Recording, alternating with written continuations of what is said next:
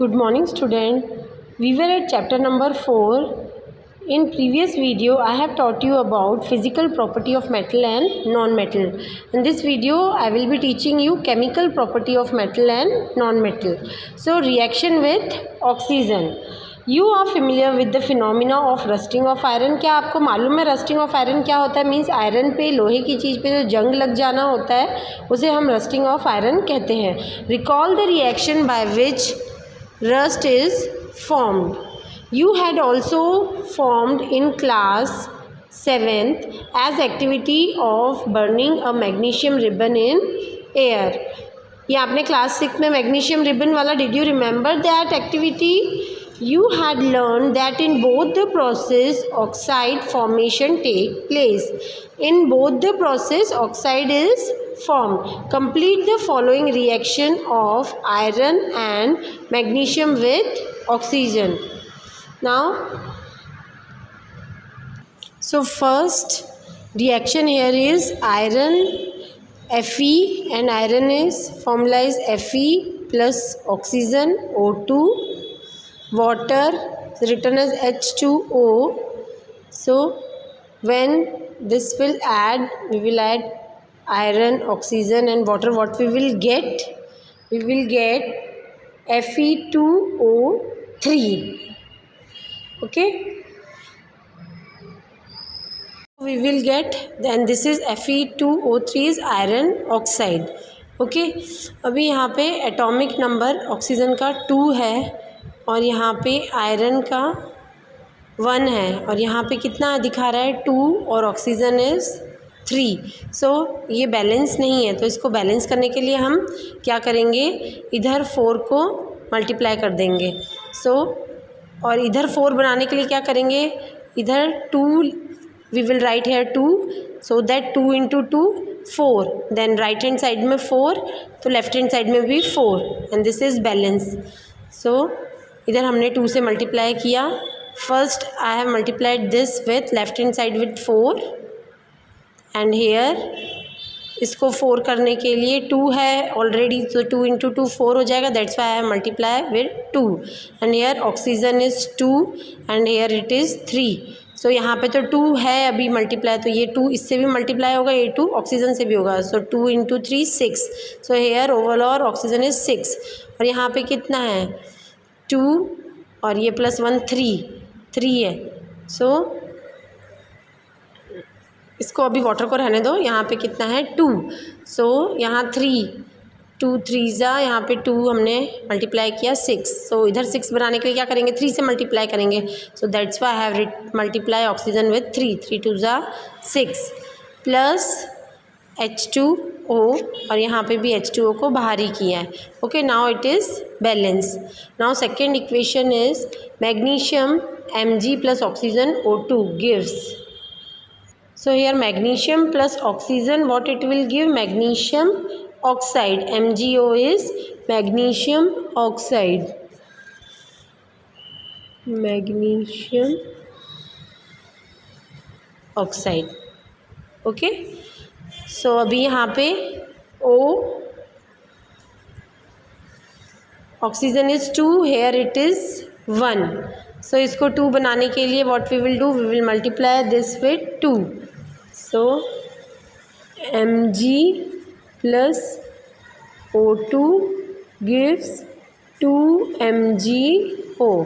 अभी Mg के पास भी 2 है, मैग्नीशियम के पास, ऑक्सीजन के पास 2 है, यहाँ पे Mg 1 है. So what we will do, we will multiply this will so with 2 Mg plus O2 gives 2MgO. Now this was the solution for this equation. Activity 4.3. Let us check the nature of rust formed as a result of reaction between iron, oxygen and water. What we have to check, the nature of the rust means how it is acidic or basic as a result of reaction between, किसके बीच में reaction हो रहा है, iron, oxygen and water के बीच में. Collect a spoonful of rust, we have to collect rust and dissolve it in very little amount of water and we have to dissolve in water, मतलब हम उसको water में घोलना है. You will find that the rust remain suspended in water. क्या घुलेगा? क्या कभी जंग घुलता है पानी में? नो. तो वो क्या होगा, नीचे लेयर में वो डिपॉजिट हो जाएगा. सो शेक द सस्पेंशन वेल, और उसको अच्छे से शेक करो. अब जो बचा हुआ है वाटर में suspension. Test the solution with red and blue litmus paper. Now we have to test the solution with red and blue litmus paper. What we will see, what do you observe, is the solution acid or base? So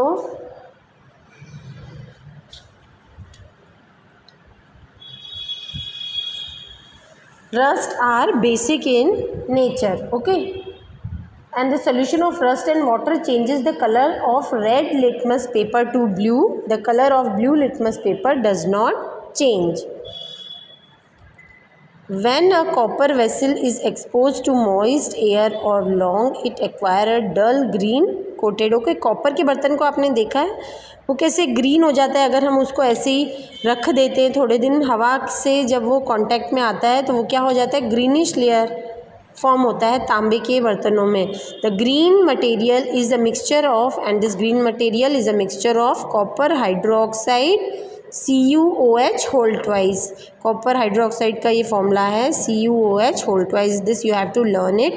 and copper carbonate CuCO3. The following is the reaction which occurs copper, water, carbon dioxide plus oxygen. ये सब atmosphere में है. सो copper जब react होता है atmospheric air से, सो क्या बनाता है, copper hydroxide and copper carbonate. Now recall the activity of burning magnesium ribbon. The ash obtained on burning magnesium ribbon is dissolved in water and tested for acidic basic nature. Is the solution acid or basic? How do you ascertain this? You must have observed that the red litmus turned blue.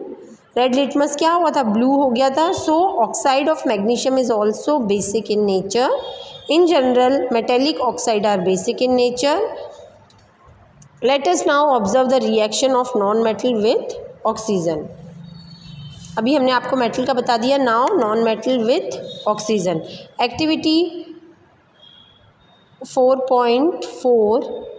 Take a small amount of powdered sulphur in a defragmenting spoon and heat it. What we have to take? We have to take small amount of sulfur. थोड़ा सा हमको sulphur powder लेना है एक spoon में. ये रहा वो स्पून, इसमें सल्फ़र का पाउडर लिया हुआ है. If defragmenting spoon is not available, you may take a metallic cap of any bottle and wrap a metallic wire around it and give it the shape as shown. अगर आपके पास ये spoon available नहीं है तो आप ऐसा form कर सकते हैं. मेटेलिक कैप आपके पास किसी भी दवाई की शीशी में या कांच की शीशियों में ऐसा कैप होता है, उसको एक मेटल की वायर से हमको इस तरह बनाना है. ये डिफ्रैक्टिंग स्पून बनाया गया है. अगर आपके पास अवेलेबल नहीं है ऐसा स्पून तो फिर इस स्पून में हमको क्या करना था, स्मॉल अमाउंट ऑफ सल्फ़र डालना है और उसको हीट करना है. As soon as sulphur started heat burning, introduce the spoon into a glass jar, glass tumbler. जैसे ही वो जलना शुरू होता है सल्फ़र, तो ऐसे ग्लास जार में आप उसको डाल दीजिए उस स्पून को. Cover the tumbler with the lid to ensure that the gas produce does not एक्सपेप. और उसको ढक दो. ऐसे ढको कि जब वो बर्न होता है, जब भी कुछ चीज़ जलता है तो उसमें से धुआं निकलता है. वो बोल रहे हैं कि उसका जो गैस है वो बाहर नहीं जाना चाहिए. Remove the spoon after some time. थोड़ी देर बाद वो स्पून हटा दो. Add a small quantity of water into the tumbler and quickly replace the lid. फिर क्या करना है, स्पून हटा देना है, फिर उसमें थोड़ा लिटिल अमाउंट ऑफ वाटर हमको डालना है टम्बलर में. क्विकली रिप्लेस द लिड, और फिर वापस से उस लिड को रख देना है. शेक द टम्बलर वेल, अच्छे से उस टम्बलर को हिलाओ. Shake the solution with red and blue litmus. Check the solution with red and blue litmus paper. Okay, now we have to check this solution with red and blue litmus paper. What we will see, blue litmus paper changed to red, but there is no effect on red litmus paper. Sulfur dioxide is an acidic oxide in nature. So इधर ये table है metal and non metal in acid and bases. Name of base calcium hydroxide. Metal जो है calcium है. Name of base zinc hydroxide and metal is zinc. Name of base is magnesium hydroxide. Metal is magnesium.